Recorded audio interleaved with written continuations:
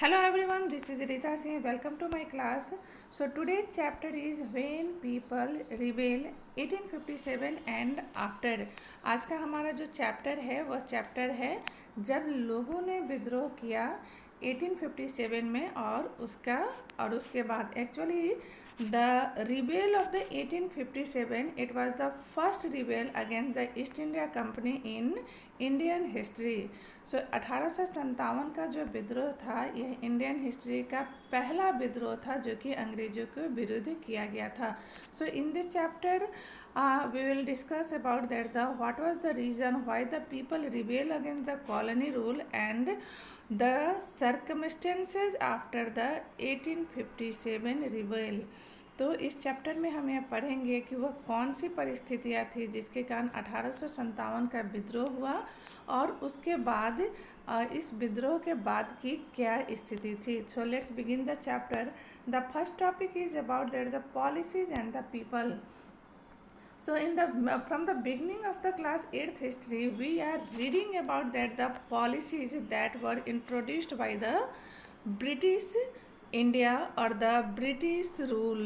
So इस class 8th के history के शुरुआत से ही हम लोग पॉलिसीज़ के बारे में पढ़ रहे थे, डिफरेंट पॉलिसीज़ के बारे में जो कि ईस्ट इंडिया कंपनी के द्वारा या ब्रिटिश रूल के द्वारा यह इंट्रोड्यूस किया था। So as we know that these policies like the subsidiary alliance, the doctrine of the lapse and the other policies like the permanent settlement, these policies were very suppressive and it was not affected only the kings and the queens, it was affected the people who belonged to the different background, whether they were the peasants, landlords, tribals, soldiers।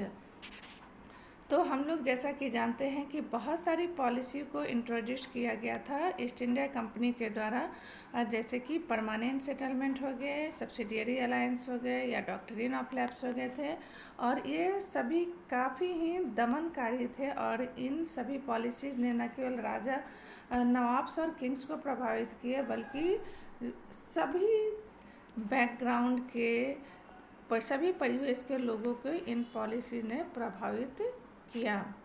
So the next topic is the Nawabs lose their power। As we know that due to the doctrine of lapse and the subsidiary alliance, so it reduced the power of the Nawabs and the kings। They lost their power, these people lost their power, their armed forces disbanded and their revenues and the territories taken away by stages. So जैसा कि हम जानते हैं कि doctrine of lapse और subsidiary alliance के कारण राजा और नवाबों का जो पावर था, जो अथॉरिटी थे, जो अधिकार थे, वो धीरे धीरे ख़त्म होने लगे या धीरे धीरे कम हो गए।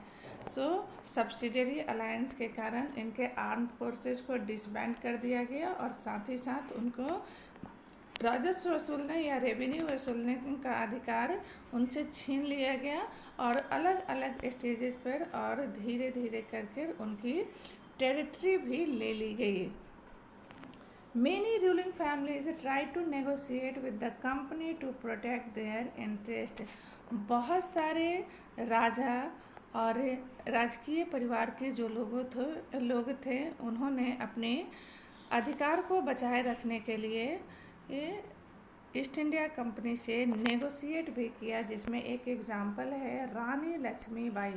रानी Lakshmibai wanted that his adopted son would be recognized as the male heir of the Jhansi after the death of his husband। रानी लक्ष्मीबाई यह चाहती थी कि उसके गोद लिए बच्चे को झांसी के राजा के रूप में स्वीकार किया जाए, उसे मेल हेयर के रूप में स्वीकार किया जाए उसके पति की मृत्यु के बाद।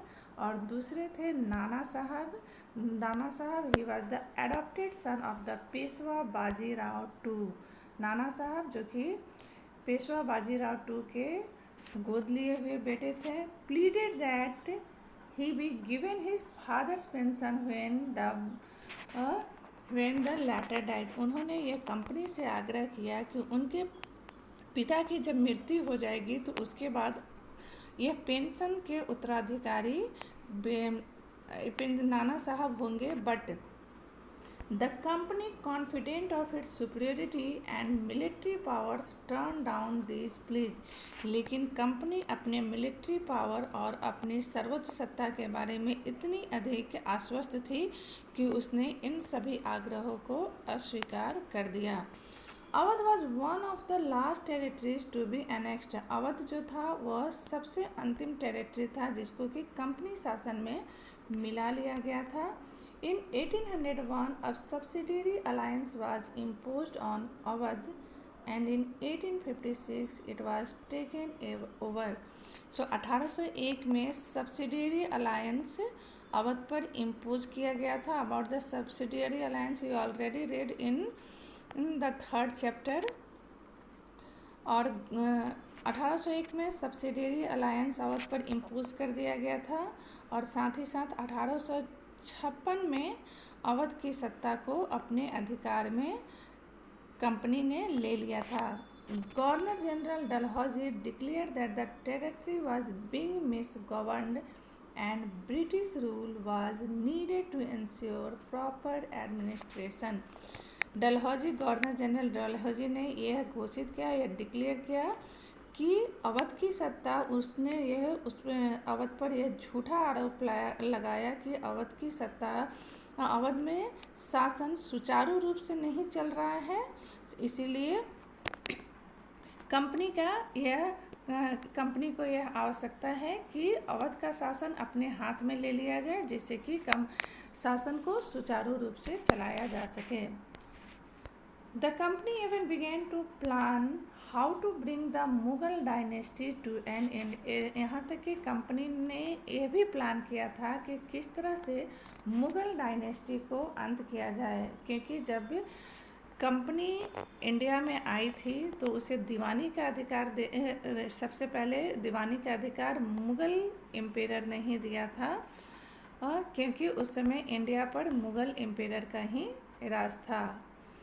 उनका यह मकसद था कि किसी भी तरह से मुग़ल डायनेस्टी को समाप्त किया जाए, उसके इन्फ्लुएंस को यहाँ से समाप्त किया जाए। It was try to end the influence of the Mughal dynasty.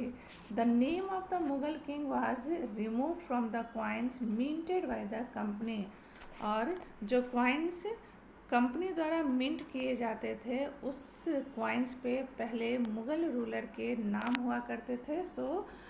Company ने यहाँ मुग़ल रूलर्स के नाम उस क्वाइंस पे से हटा दिए। इन 1849 governor general Dalhousie announce that after the death of Bahadur Shah Zafar the family of the king would be shifted out of the red fort and given another place in Delhi to reside in. As we know that Bahadur Shah Zafar, he was recognized as the last Mughal emperor.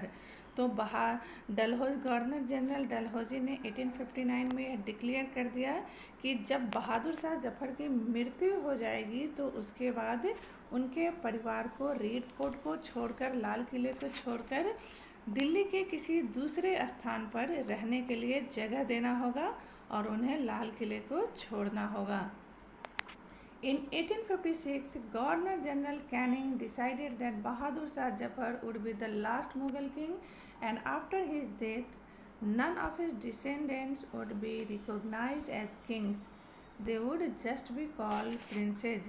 1856 में जब Canning governor general बनकर आया तो उसने यह घोषित किया कि Bahadur Shah Zafar would be the last Mughal king, कि बहादुर शाह जफर लास्ट अंतिम मुग़ल शासक होंगे और उसके डेथ के बाद उसके कोई भी डिसेंडेंट या उसके कोई भी उसके बच्चे जो हैं वो किंग के रूप में और मुग़ल रूलर के रूप में नहीं रिकॉग्नाइज किए जाएंगे, वो नहीं जाने जाएंगे।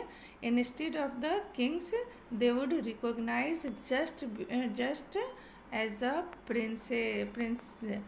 तो किंग के जगह पर उन लोगों को प्रिंस, राजकुमार या राजकुमारियों के नाम से संबोधित किया जाएगा। That means they would be no longer the successor of the Mughal dynasty, कि वो आगे कोई भी मुगल डायनेस्टी के सक्सेसर नहीं रहेंगे। So in the next topic I will explain about that the two main reasons why the people rebel in 1857, the peasants and the sepoys. So the next topic will be the peasants and the sepoys and response to reforms.